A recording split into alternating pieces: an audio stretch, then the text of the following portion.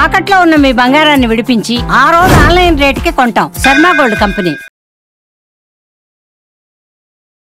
అందరికీ నమస్కారం. నా పేరు మాధురి. మీరు చూస్తున్నది సుమన్ టీవీ నెట్వర్క్. ఈ రోజు మనతో పాటు ఉన్నారు ప్రముఖ ఆధ్యాత్మికవేత్త డాక్టర్ అనంతలక్ష్మి గారు. నమస్కారం అమ్మా. నమస్తే తల్లి.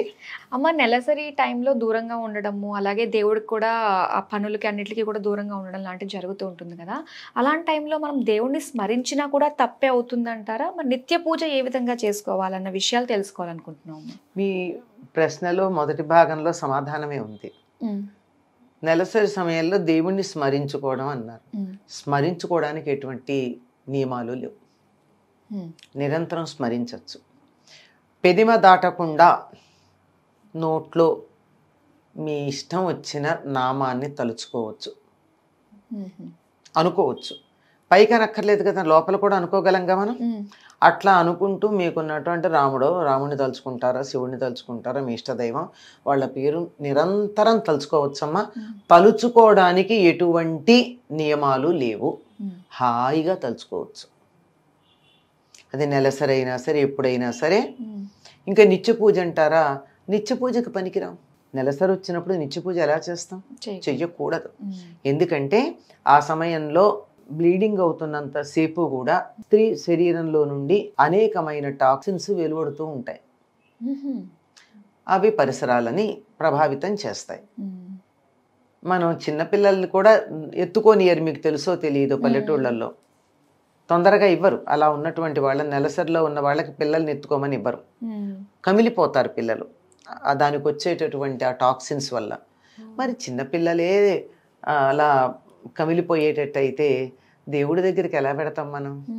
అందువల్ల దేవుడికి పూజ చేయడం కానీ, దేవుడికి సంబంధించిన పనులు ఏమన్నా చేయడం కానీ ఆ సమయంలో చెయ్యం. తలుచుకోవడానికి మాత్రం స్మరణ అన్నారు కదా, స్మరణ అంటే తలుచుకోవడం. తలుచుకోవడానికి ఎటువంటి నియమాలు లేవు, ఎటువంటి నిబంధనలు లేవు, ఎటువంటి అడ్డంకులు లేవు. హాయిగా తలుచుకోవచ్చు నిరంతరంగా.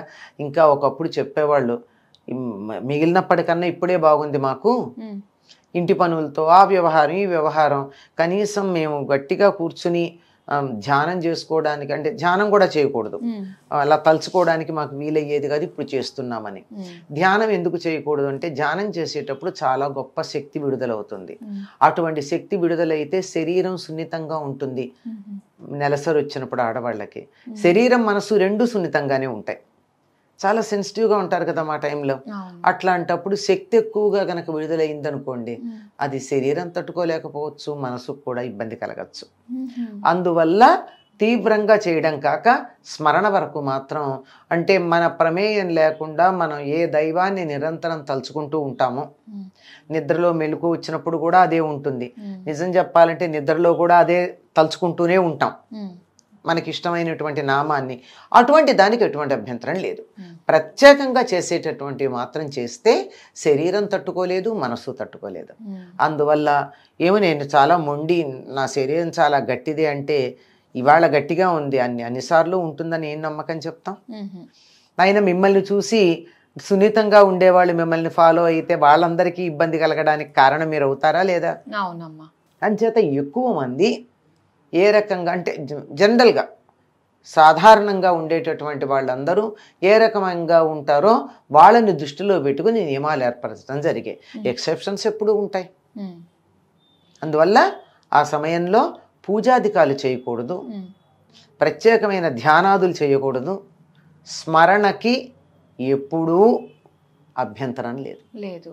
అలాగేనమ్మా, ఒకప్పుడుతో పోలిస్తే ఒకప్పుడు స్త్రీలు ఇంట్లోనే ఉండేవాళ్ళు, నెలసరి వచ్చినప్పుడు సెపరేట్గా ఉండేవారు. కానీ ఈ రోజుల్లో అందరూ బయటకు వస్తూ ఉన్నారు.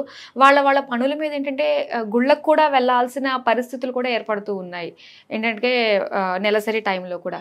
మరి అలాంటప్పుడు దాని నుంచి బయటపడడానికి అంటే రెమెడీస్ లాంటివి ఏమైనా చేసుకోవచ్చు అంటారా? అయ్యో నేను పాపం చేశానన్న ఫీల్. అట్లా కాదమ్మా, గుళ్ళకి ఎందుకు వెళ్ళాల్సి వస్తుంది? రామని చెప్పచ్చు కదా. కొన్ని పరిస్థితుల్లో, ఎందుకు పరిస్థితుల్లో, ఏ పరిస్థితుల్లో పెడతారు? ఇప్పుడు సినిమాలు సీరియల్స్ చేసే వాళ్ళు ఉంటూ ఉంటారు కదండి, అలాంటి వాళ్ళకి ఏంటంటే ఇప్పుడు అంత మందిని దృష్టిలో పెట్టుకుని వాళ్ళు ఒక్కళ్ళ గురించి అని చెప్పేసి మొత్తం ప్రోగ్రామ్ క్యాన్సిల్ చేయలేరు కదా. వీళ్ళు జాగ్రత్త చెప్పాలి కదమ్మా. ఆరోగ్యంగా ఉండేటటువంటి వాళ్ళకి మనకి పీరియడ్స్ ఎప్పుడు వస్తాయో తెలుసు కనుక ఆ సమయంలో ఈ టైంలో నాకు వీలు కాదని చెప్పండి. ఒంట్లో బాగుండకపోతే మానేయట్లేదా? అట్లా ఫలానా టైంలో ఈ టైము నేను దేవాలయానికి వచ్చే సీన్స్ ఉంటే నేను రాను అని చెప్పచ్చు. ఏముంది దానికి? ఇప్పుడు ఒకప్పుడు సిగ్గుపడేవాళ్ళు చెప్పడానికి, ఇప్పుడు సిగ్గు వదిలేసి మనం ఇంత ఓపెన్ గా మాట్లాడుతున్నాం, అంతే కదా. అట్లాంటప్పుడు చెప్పేయచ్చు కదా, నాకు రావడానికి వీలు కాదు, ఆ టైంలో పెట్టద్దని చెప్పాలి అంతే. అంతేగాని ముందర చెప్పేశాను మొహమాట పడి మళ్ళీ నాకు అవకాశం పోతుంది అని చెప్పి వెళ్ళి చేస్తే మాత్రం దోషమేనమ్మా. ఆ దోషమే, ఖచ్చితంగా దోషం అంటుతుంది దానికి, అలాంటి వాటికి. ఆ దోషం ఇంటికి అవతల వాళ్ళ వైబ్రేషన్స్ ని చెడగొట్టడం పాపం కాదా? అవునమ్మా, అంతే, అంతకన్నా ఇంకేం లేదు. ఓకే, వాతావరణాన్ని పొల్యూట్ చేయడం పాపం కదా. సో దానివల్ల ఖచ్చితంగా నెగిటివిటీ అన్నది మాత్రం చుట్టూ అయితే ఉంటూనే ఉంటుంది. కాకపోతే ఇప్పుడు మీరు అన్నట్టు దేవాలయాలు కాదు కానీ ఉద్యోగాలకు వస్తున్నారు, అనేక చోట్లకు వెడుతున్నారు. మరి ఏమిటి, ఇప్పుడు నేను వస్తున్నాను, నాతో పాటు బస్సులో బోల్డు మంది ఉన్నారు, మరి ఎవరు ఏ స్థితిలో ఉన్నారో నాకేం తెలుసు? అవును, దోషమా అంటే కొన్ని వందల మంది మధ్య వెళ్ళేటప్పుడు ఈ టాక్సిన్స్ పలచబడిపోతాయి కదా. ఆహా, ఓకే, అంత తీవ్రమైన ఇది ఉండదు. ఓకే, అసలు లేకుండా పోదు కనుక తీవ్రంగా ఉండదు. అందువల్లే మనం ఒకప్పుడు ఏం చేసేవారంటే బయటకు వెళ్ళి వచ్చిన బట్టలన్నీ అక్కడ పక్కన పెట్టేసేవాళ్ళు.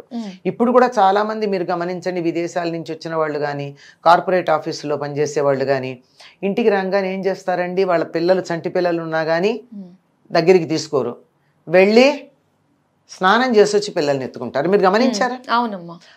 అంటే వీళ్ళకి ఈ దృష్టి అంతా లేదు, ఈ నెలసరి వాళ్ళు తగిలారు ఇట్లాంటివి ఉండదు. బయట చికాగ్గా ఉందంతే. ఆ బయట నుంచి పొల్యూషన్ నా పిల్లలకి ఎందుకు అంటించాలి నేను అనేసి ఆఖరికి ఎట్లా ఉంటున్నారంటే, ఇంకా నాకు వాళ్ళని చూస్తే చాలా ఆశ్చర్యంగా ఉంటున్నాం, చాలా చాదస్తంగా ఉంటున్నారు. దానికి మడి ఆచారం అని కాదు, వాళ్ళ చాదస్తం ఎట్లా ఉంటుందంటే, నేను మంచినీళ్ళు కూడా తాగను, బయట నుంచి వచ్చాను కదా, శుభ్రంగా I take a shower and come అంటారు. అంత ఇది మంచిది, ఆరోగ్యం. ఒకప్పుడు దాన్ని మడి అన్నాం, ఈ రోజు క్లెన్లీనెస్ అంటున్నాం, అంతే. అది ఏ రకంగా ఎక్కడ ఉన్నా అలా ఉంటుంది అని. అంతేగాని ప్రత్యేకంగా దేవాలయాలకు వెళ్ళడం, పూజలు చేయడం అన్నది దోషమేనమ్మా. ఎందుకంటే వాతావరణం వీళ్ళు బాగానే ఉంటారు కానీ వీళ్ళు సెన్సిటివ్గా ఉంటారు అంతే. వీళ్ళ నుండి వచ్చేటటువంటి నెగిటివ్ వైబ్రేషన్స్, టాక్సిన్స్ వాతావరణాన్ని పాడు చేస్తే we don't have a right to spoil the atmosphere. Okay అమ్మా, చాలా చక్కగా తెలియజేసినందుకు ధన్యవాదాలు. నమస్తే.